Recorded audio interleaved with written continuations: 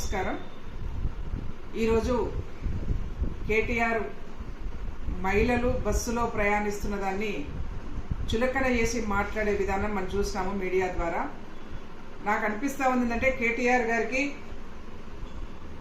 బహుశా మహిళలకు free bus ఇవ్వడం అనేది నచ్చట్లేదేమో. అందుకే పదే పదే మహిళలకు ఫ్రీ బస్సు మీద అనేక మార్లు కేసీఆర్ మాటల్లో, కేసీఆర్ గారి ప్రసంగాలలో మహిళలకు ఇస్తున్నటువంటి ఫ్రీ బస్సు మీద చులకనగా మాట్లాడుతూ ఉన్నాడు.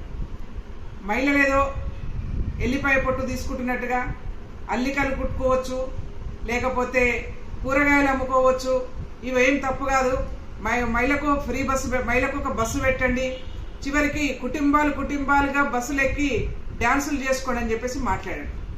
ఏం తమాషా ఉందా అని చెప్పేసి మేము హెచ్చరిస్తా ఉన్నాం కేటీఆర్ని. ఎందుకనంటే ఈ పబ్బులు క్లబ్బులలో డ్యాన్సులు చేసే సంస్కృతి కేటీఆర్ది. ఆయన చేసే డ్యాన్సుల్ని అందరికీ రుద్దాలనుకుంటే ఇది కరెక్ట్ కాదు. మహిళలకి ఇస్తున్నటువంటి ఫ్రీ బస్సు మీద పదే పదే అక్కసు వెళ్ళగలుగుతున్నటువంటి నీవు బహుశా నీ మనసులో మహిళలకు ఇస్తున్నటువంటి ఫ్రీ బస్సుని ఎత్తేయాలని ఉందా అని చెప్పేసి మేము ప్రశ్నిస్తా ఉన్నాం.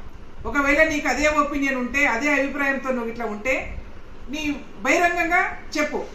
లేదనుకుంటే మహిళలు ప్రయాణిస్తున్నటువంటి ఫ్రీ బస్సులో ప్రయాణం చేస్తున్నటువంటి మహిళల్ని చులకన చేసి కించపరుస్తూ మాట్లాడుతున్నటువంటి కేటీఆర్ బహిరంగంగా మహిళలకు క్షమాపణ చెప్పాలని చెప్పేసి కాంగ్రెస్ పార్టీ నుంచి డిమాండ్ చేస్తా ఉన్నాం. లేని పక్షంలో నువ్వు పదే పదే ఈ విధంగానే మాట్లాడితే మాత్రం మహిళలతోనే చీపురుగా దెబ్బలు తినే పరిస్థితి వస్తుందని కూడా హెచ్చరిక జారీ చేస్తా ఉన్నాం. గతంలో చూసారు మీరు, చీప్ లిక్కర్ అనే పేరు మీద చీప్ లిక్కర్ తీసుకొస్తే ఇదే రాష్ట్రంలో మహిళలు చెప్పులు చీపుర్లు పట్టుకొని రోడ్ల మీదకి వచ్చి దాన్ని వెనక్కి పంపించారు. ఇవాళ మళ్ళీ ఇది ఫ్రీ బస్సు మీద నువ్వు మరొకసారి కామెంట్ చేసినా, మహిళలు బస్సులో ప్రయాణం చేస్తున్నటువంటి విధానాన్ని నువ్వు కామెంట్ చేసినా ఇదే చీపురు దెబ్బలు తినే పరిస్థితి వస్తుందని కూడా హెచ్చరిక జారీ చేస్తా ఉన్నా.